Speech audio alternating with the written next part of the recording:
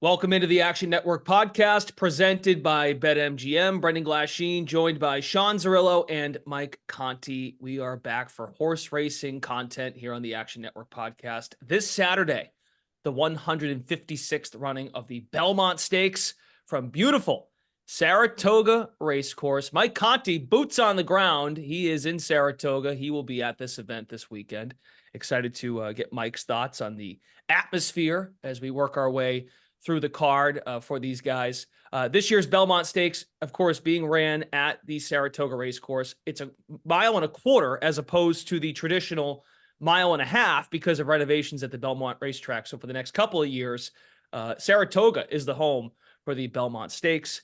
Gentlemen, Mystic Dan, not your favorite for this coming race. It's Sierra Leone at 3-1 on the morning line as the favorite. Those are some things to consider heading into our discussion for this coming weekend. So I'll start as we did for our previous horse racing breakdowns. As Sean kind of suggested going back a couple weeks now when we first did this, we'll look at the field and decide what horses we want to cut. We'll work to exactas and trifectas as the episode rolls on. So Sean, I'll throw to you first. Horses to cut and how we want to shrink the field.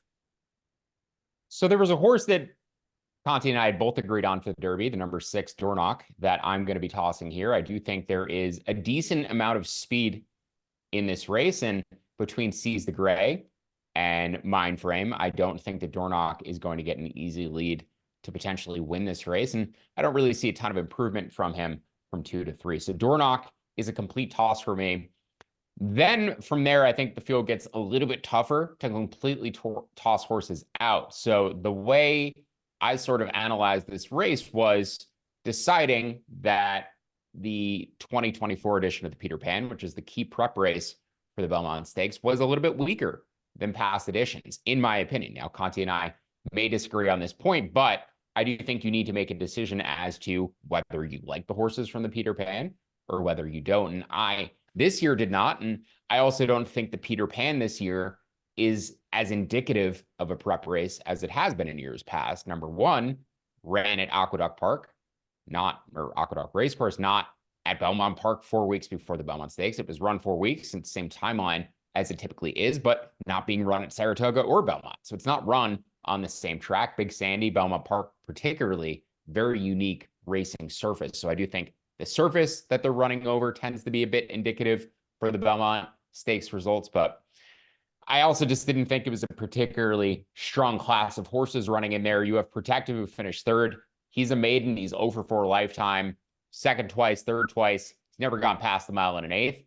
And I'm not, well, I think he does want the distance, but I think he's the greenest of the 3 Pletcher entries in here. So Protective can move forward at some point. Just don't see him winning this race. The Wine Steward was favored in the Peter Pan. He's the number 4 in here. All of his wins came sprinting as a 2-year-old. He's finished 2nd 3 times, stretching out in distance.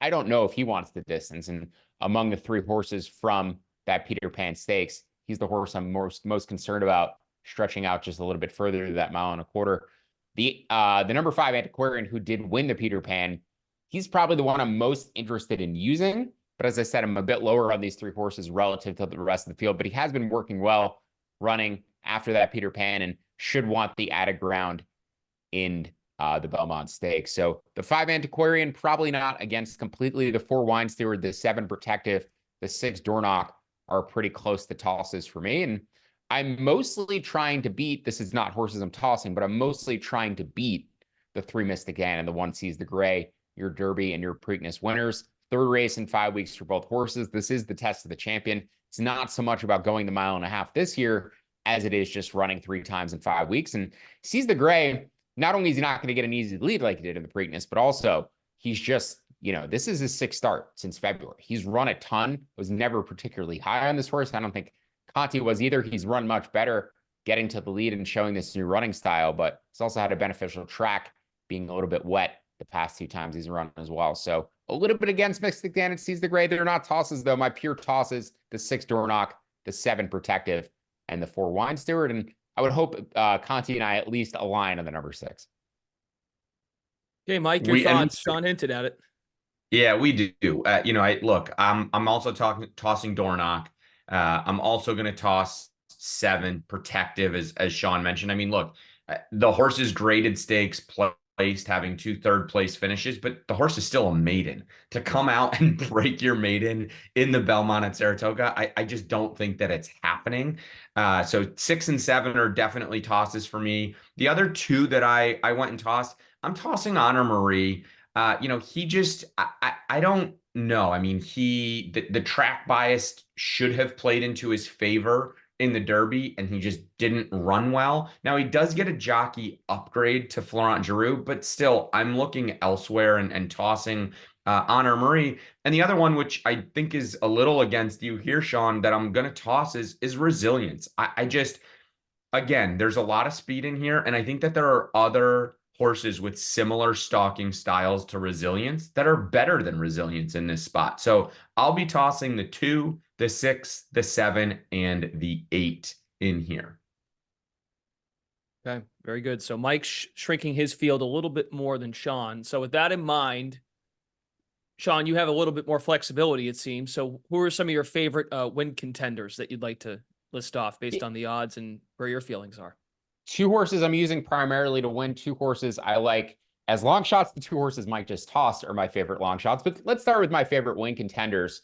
And that would be the number 9 Sierra Leone, who I do think should get the pace set up in here that he needs. As Mike mentioned, I do see a decent amount of speed in this field. We'll talk about the pace as we go through these win contenders, but on the front end, you should have the 1 Seize the Gray, the 6 Dornoch, who I think will eventually fade, and then the 10 Mindframe. Those are going to be your pace setters.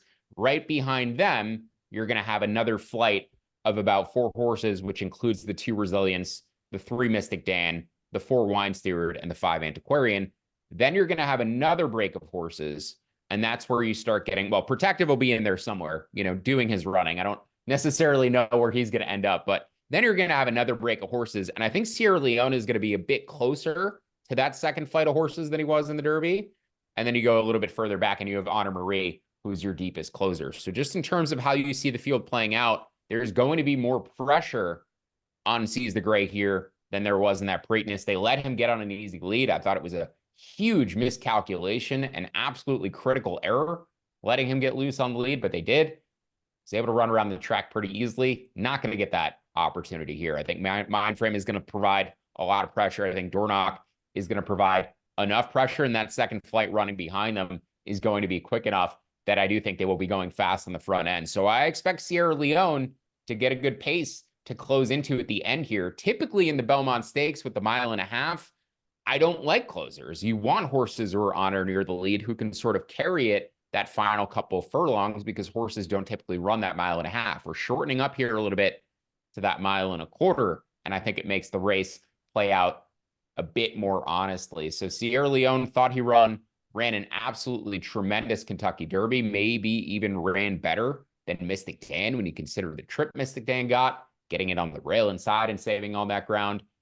But I mean, Sierra Leone has really impressed me, and I was not particularly high on him going to the Derby. 1, because of the traffic trouble. 2, because just finding a area to close to in the Derby can be nearly impossible at times, and won't have, half as many horses to deal with here in this spot. So I think Sierra Leone gets good setup. I think he's probably the most likely winner.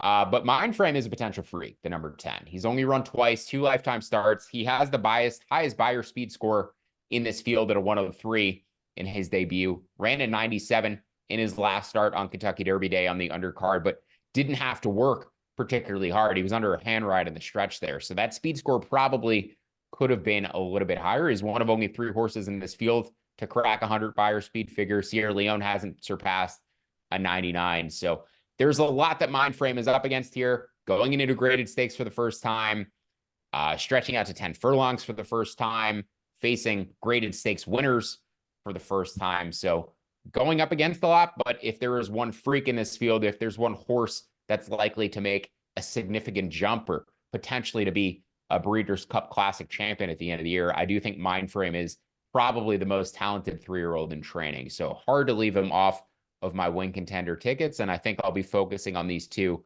in horizontal wagers and probably in vertical wagers as well. The 9 and the 10, my 2 top win selections. The two lowest odds on the board, but I should mention, I think Mystic Dan, I think Seize the Gray are going to attract enough betting attention that those four, I think, are going to be very close in odds by the time post time comes.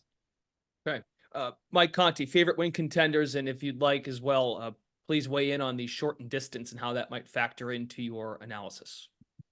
Yeah, I mean, I think first and foremost, favorite win contenders, I'm not going to let Sierra Leone beat me, but there's still something to be said. This horse consistently lugs in the stretch. Mm-hmm. There's been a jockey change, which is important to note. Tyler Gaffleone is no longer riding Sierra Leone. And I really like Tyler. I respect Tyler. I would say it's a jockey upgrade to Flavien Prat, though. Now, can Flavien be the difference for Sierra Leone to get Sierra Leone to not lug in? I think that's the big issue here, is that he just is still so green in the stretch. I just don't know what to make of that. And I get it. He's a super talented horse, but at 9-5, it's just tough. So I'm looking for value elsewhere. I actually went, as Sean mentioned, you're either going to be with or against some of these Peter Pan horses. And I'm going with one of the Peter Pan horses. I'm going with my top selection to Antiquarian, the number 5 at 12-1 on the morning line. This is a very similar route to what Arcangelo took last year to win the Belmont. The other aspect of that I will have to call out, though, is that Arcangelo was like one of 2 horses in the last 30 years that won the Peter Pan and then won the Belmont. But Sean already mentioned, this year's Peter Pan was run at Aqueduct, not run at Belmont. And this year's Belmont is being run at Saratoga, not at Belmont. So I don't know as though that the Peter Pan is as important. You look back and add Antiquarian, and 2 back ran in the Louisiana Derby. Horse broke through the gate. And anytime a horse breaks through the gate before a race, it's just exerting so much energy for a horse. To ask them to come back and run really well in that race is really difficult. And he still put up a 92 Beyer speed figure, which now means that he's paired his last 2 Beyer speed figures at 92, which is an angle that I always love, because you're going to get one of 2 things that then are going to happen. Either the horse is going to make a sizable jump up, or there's potential that the horse is going to regress. Based on Antiquarian's career, though, I like where he's heading. His stalking style fits really, really well in here. We've talked a little bit offline about this, but the weather is somewhat unknown for this weekend in Saratoga. I mean, it says it's going to pour rain. It says it's not. What are we going to get? We had some drizzle. We're recording this Thursday morning. We had some drizzle this morning. The heavy rain's supposed to come tonight. Who knows for this weekend? But I do think it's important to note, Antiquarian has run over and won over a sloppy track. So Antiquarian's going to be my top selection. And, Sean mentioned Mindframe. This horse, I mean, just seems to be an absolute freak. Winning his first and only 2 career starts by over a combined 20 lengths. I mean, you don't do that unless you have significant talent. And it's not like he beat nobodies. He beat some decent horses in those races. Now, the big step up in class, what happens? But it's a Pletcher, Rapoli, Irad horse. They paid $600,000 for this horse. Clearly the horse has some serious talent. And, I know Sean mentioned that, he thinks that Mindframe will press the lead. Mindframe has shown some versatility, though, right? In his maiden win, he stalked and did it super professionally. Just that push button, knew when to go. Irad didn't even really need to ask him in that race, and then took him gate to wire last time out in the allowance race at Churchill. So, I think he's got versatility. And so hopefully, Dornoch will obviously, we know that he'll go. And there may be some others in here that are going to be much more forwardly placed. So, my top selection and my 3 win contenders are going to be number 5, Antiquarian, number 9, Sierra Leone, and number 10, Mindframe, with Antiquarian being my top selection.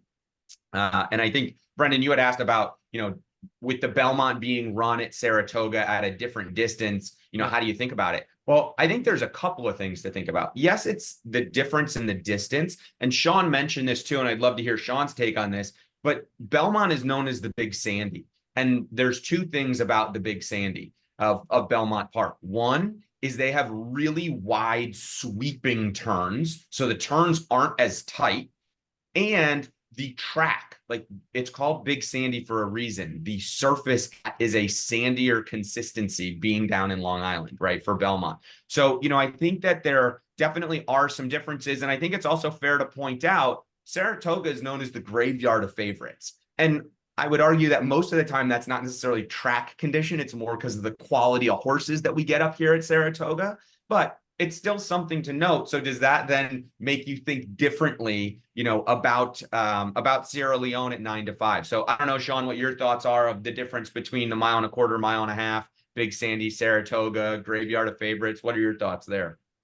I think the biggest reason why, and with the wide sweeping turns, I think that's the biggest reason why I like horses to be a little bit more forward. It seems like by the time they get to the end of that turn, they've done so much energy to get around it. They have nothing left to kick on in the stretch. They're just sort of like coming home, but there's really nothing left in the gas tank to actually pass other horses with. So horses who can make big middle moves like Resilience, that's why I'm a little bit higher on him here. It seemed like he had a big middle move coming in that Derby before he ultimately flattened out. I don't know if I would have liked that if he had to run around the big turns, the wider turns at Belmont Park. But in terms of running at Saratoga, I think that's a little bit more conducive to his style. So yeah, I think it just sort of changes. Like I said, with my chances that I would upgrade Sierra Leone actually running well here, that I would upgrade Honor Marie running well here. I think it just makes the race play a little bit more fair, not only in terms of the distance, because you're going to get a bit more of an honest pace setup. Like the pace could be wild in the Belmont Stakes. It's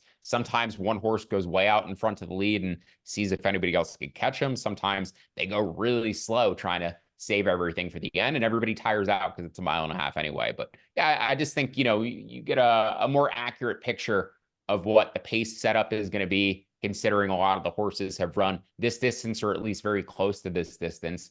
And then beyond that, I think it plays out in a pretty fair manner, considering we know that these horses can get that distance. We know Sierra Leone could get the 1.25 miles. We don't know if he would have been able to get in the 1.5 miles. We don't know if any of them would have been. So yeah, we just have more information about how horses run at this distance. And then I think, subtracting for the wider turns, I think upgrades a horse for me, like Resilience.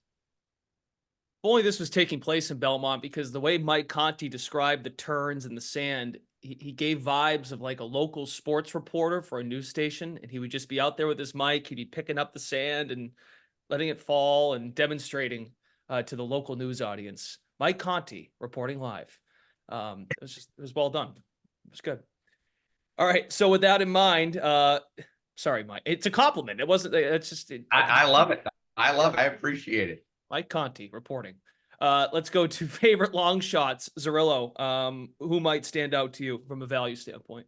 Yeah, as I mentioned, two of the horses that Mike tossed, the number 8 Honor Marie. The first one I want to mention, this was the buzz horse the week of the Derby. And as I said before that Derby, 3 to 5 horses will have their chances ruined immediately at the starting gate. And he was one of them. Now, don't necessarily need position for Honor Marie as much as other horses do. He wanted to be a deep closer. He wanted to be further back in the pack and come running late, but he got slammed out of the gate and just got crushed by a bunch of horses. And once he did end up running, he did decent work, but basically had no opportunity to ever win that race or get in the money. In a smaller field, I don't see any reason why I would like Honor Marie any less than I did on Derby Day. And he's facing a way less classy field of horses here. So considering I liked him a bit on Derby Day, he wasn't one of my top 2 long shot selections. He was probably 3rd or 4th. I preferred Domestic Product. I preferred Resilience.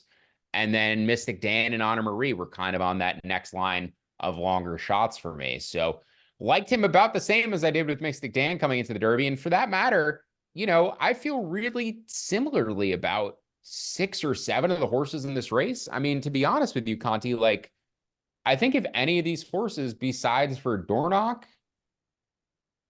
and Protective, like if 8 of these 10 horses won, I wouldn't be surprised. Really. I think this is the most wide open of the 3 races we've seen thus far. I think there's the most potential win contenders in here. And I think it's because I view a lot of these horses at a very similar degree. If I was to power rank them out, I don't think I would see a lot of separation between them. So considering Honor Marie, Resilience, they were the bit classier horses who actually ran in the Derby. They were both working well going into the Derby, have had really good workout reports coming out of the Derby.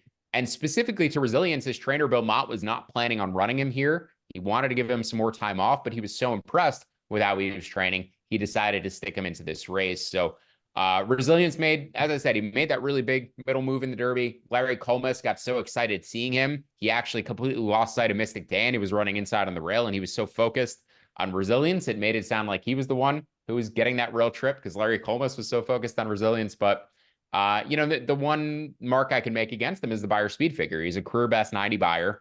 The other real contenders in this race are closer to 99, 100, 101. Mind frame has that 103. So he needs to make a big jump if he's going to win this race. I do think it's possible. I think it's likelier that he runs underneath in second or third. So I'll be keying him probably in exactas, trifectas. I'll be using Honor Marie as well. The 2 Resilience, the 8 Honor Marie. My preferred long shots in this race. Just think you're getting some decent value after, performances in the Derby that specifically for Honor Marie weren't great, but I do think there's a class level compared to the rest of the field that these Derby horses have. Mike, long shots? Yeah, I mean, Antiquarian top selection at 12-1. So obviously that's going to be a long shot. I don't know if I'd say that this is necessarily a long shot, but a horse that we haven't really spoken much about or given much love to. And I think it's hard not to. I mean, Mystic Dan at 5-1, while that may not be the longest shot on the board, I think when you take into account the horse that we're talking about, the Kentucky Derby winner, and who ran really well, in my opinion, in that Preakness, and hasn't done a ton wrong and has continued to go against these naysayers of Mystic Dan, I think 5-1, there's value there. So again, not a long shot. And I think Sean mentioned it earlier. He's going to take money, but if you get anything around that 5-1 mark, I think that's a horse that you have to seriously consider playing, given what he's done and kind of how he continues to progress. And Kenny McPeak said that he's been training really well. So, I think that those are the 2, I mean, Antiquarian and Mystic Dan that I'm most interested in. The Wine Stewart is another horse just to mention, 15-1. The good and the bad. This horse has been favored in 5 of 6 starts lifetime. Went from, finishing the Breeders' Cup Futurity last October at Keeneland, ran second, which was the first time at a route distance of 1 mile and a 16th, was off until April, and then came back in the Lexington and ran second in the Lexington, then ran second in the Peter Pan. Obviously the distance isn't so much a question, but the question now becomes does the horse love to win? Did we see the best of this horse early in his 2-year-old season? But somebody else, to think about as you're putting some bets together at 15-1. Okay, very good. Let's move on. Curious as to how you guys have been building towards this. So let's discuss exotics, and then we'll work our way to trifectas as well and some superfectas. Zerillo? Yeah, so my top 2 win selections, 9 Sierra Leone, the 10 Mind Frame. I'm going to use those as win contenders on top of Honor Marie, the 8, and Resilience, the 2. So there's a bunch of different ways you could play the exacta. You could just play an exacta key, the 9 and 10 on top of the 2 and 8. That would be the simplest way to do it. You could also sort of structure them individually as cold tickets. So I'm going to avoid playing the 9-10 exacta or the 10-9 exacta. That would be the top 2 selections, right? Lowest odds on the board. Just don't think there's enough value hunting taking the favorite and the second choice in terms of the exacta pool. But I'm going to try to pair one of them with one of the long shots in second. So you could play the 9-8 exacta, which would be Sierra Leone and Honor Marie. You could play the 10-8 exacta, which would be Mind Frame and Honor Marie. And then you could also do the 9-2 and the 10-2, which would be either Sierra Leone and Resilience or Mind Frame and Resilience. So trying to get one of those top 2 selections in first, one of those longer shot horses that I prefer in second. And as I said, you could also just make a single ticket bet and do the 9 and the 10 on top of the 2 and the 8. So going to be mixing those 4 horses around, but with the 9 or the 10 winning. How about you, Conti? How are you building yours? Yeah, I'm going to build mine in a way where, again, got to figure out, value and extract value. I'm going to play Antiquarian on top, and then I will play 2 different exactas. One I will play Antiquarian, a straight exacta, Antiquarian on top of Sierra Leone, and the other exacta that I will play will be Antiquarian on top of number 3 Mystic Dan. and also number 10, Mind Frame. I think, we've talked about it. Mystic Dan probably comes down a little bit in odds, probably gets closer to Mind Frame. So those exactas will probably be more equal in value. The thing to keep in mind is while they'll be more equal in value, by putting 2 horses in second place, you're essentially cutting your value in half, right? Because the ticket is going to cost you double. And so you're cutting your value in half. But again, with those odds, I think that, with Antiquarian on top at 12-1, I think we'll get enough value there to begin with. Okay. How about trifectas, superfectas, Sean? Couple ways you can do this. The caveman method would be the $1 try box. There's 5 horses that I like in this field. Antiquarian was a little bit behind the other 4 for me, but the 2 Resilience, the 5 Antiquarian, the 8 Honor Marie, the 9 Sierra Leone, the 10 Mind Frame. You're trying to beat Mystic Dan. You're trying to beat Seize the Gray in that scenario. I think you would get a decent payout if you ended up hitting 3 of those horses. So that would be a $1 trifecta box that would cost you $60.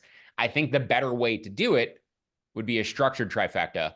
So you're going to have 3 lines, right, for your trifecta. Line 1, I'm going to use the 9 Sierra Leone, the 10 Mind Frame as my win contenders. Line 2, I'm going to use those 2 horses. I'm also going to include my 2 long shots. So the 2 Resilience, the 8 Honor Marie, the 9 Sierra Leone, the 10 Mind Frame, any of those horses in second place. Then on the third line, you're going to use those same 4 horses, the 2, 8, 9, 10. You can also add in the 1 Seize the Gray. You can add in the 5 Antiquarian, and you can add in the 3 Mystic Dan.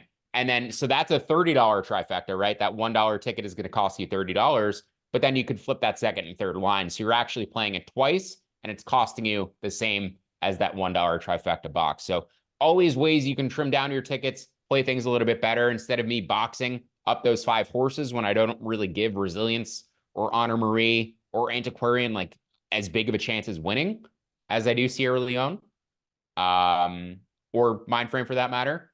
I think structuring it and putting those 2 horses in first, putting your long shots with those 2 horses in second, and then building out a little bit more of a spread on that third line gives you better chance of actually cashing that ticket based on where you think the horses can fall. So yeah, always better way to play things. Don't just caveman the box, think about how you might want to structure and put these horses in different positions. But just to recap, the 9-10 on top of the 2, 8, 9, 10 on top of the 1, 2, 3, 5, 8, 9, 10. $1 ticket will cost you $30. Okay, very good. Mike, your builds for trifectas, superfectas. Yeah, I'll play a try in here. And the trifecta that I'll play 3 Mystic Dan, 5 Antiquarian, and the 10 Mind Frame in the first position. In the second position, I will play those same 3 horses, and then I will also add in Sierra Leone into that second spot. And then in the third spot, I'll play those 4 horses, Mystic Dan, Antiquarian, Sierra Leone, Mind Frame, add in Seize the Gray and Wine Steward as well into that last and third spot for the trifecta. Excellent. Okay, as we mentioned off the top, Mike Conti has got boots down in Saratoga. He is there. So you're consuming quite a bit of horse racing this weekend, Mike. As far as the undercard bets, anything that you're eyeing earlier in the weekend? Yeah, look, Saturday is just an amazing day of racing. And I think, there's a horse that I'm interested in earlier in the day, Saturday, in race 9, the Jaipur. It's a 5.5 sprint on the turf. And I think Sean mentioned this in one of our previous videos and podcasts, talking about how, if you're new to horse racing, there's nothing more exciting than watching a 5.5 furlong race on the turf, because it can just be mayhem, right? There's horses that are going to just be sent from the lead. There's going to be closers that are coming late, and it's a lot of fun to watch. There's a horse in here. So this is a race for, any sex of horse. But typically you see boys versus boys and girls versus the girls. Well, there's a filly in here, so a girl who's running against the boys, and she's run against the boys a couple of times overseas. And that's number 6, Star of Mystery. So this is race number 9 on Saturday. Number 6, Star of Mystery. She's been ultra impressive. She's run against the boys the last 4 races. She's beaten the boys twice, ran second the other 2 times. Trainer Charlie Appleby first start in North America, so when he ships a horse over from overseas to North America to run in the US, he's winning at 45%. Flavian Pratt gets the mount. Pratt doesn't ride a ton for Appleby, but when he does, he wins. In the last year, Pratt's had 3 mounts for Appleby. He's won all 3 for a positive ROI of $9.29. So there's something to be said in a really deep field. I'm looking for some value, and at 6-1, it's a horse that I'm getting really excited about. Sean, any best bets for you on the undercard? So same race, the Jaipur. I kind of like the number 9, Sousa Summer at 20-1. I'm just hearing a lot of buzz about the way this horse is working out this week. So if I'm building out horizontal tickets, I'll be using the 6 with you, but I'm not going to leave the 9 off of those horizontals at 20-1.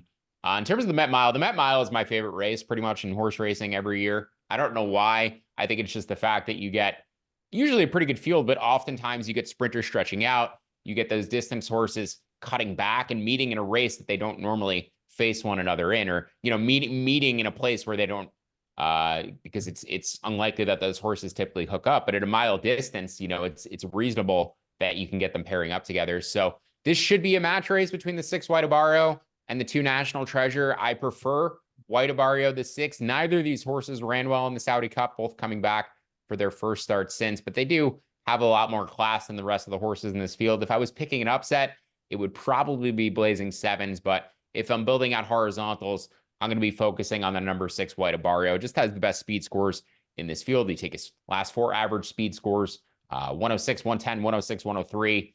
National Treasure has a couple of sub 100 scores in there. So I just think White Abarrio is a touch faster. And I think in that smaller field, the 6-horse field, he should be able to run his race without very much issue. So just taking the fastest horse in a short field and probably going against National Treasure slightly in terms of horizontals.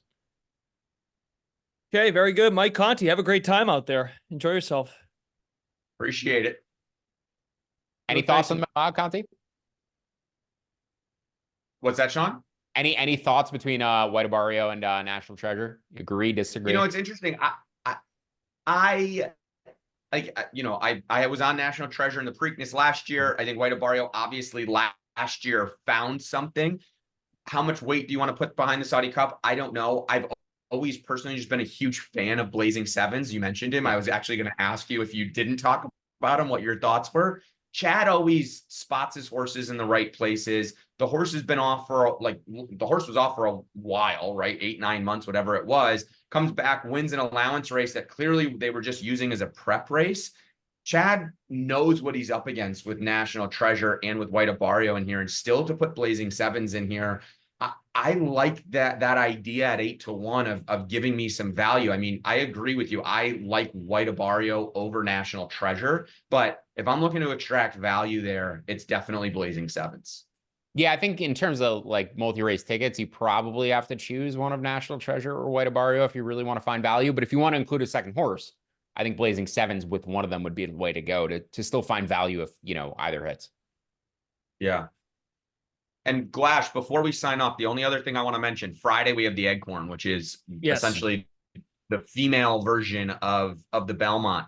And look, number 9, Torpedo Anna, who was my Oaks pick and the Oaks winner.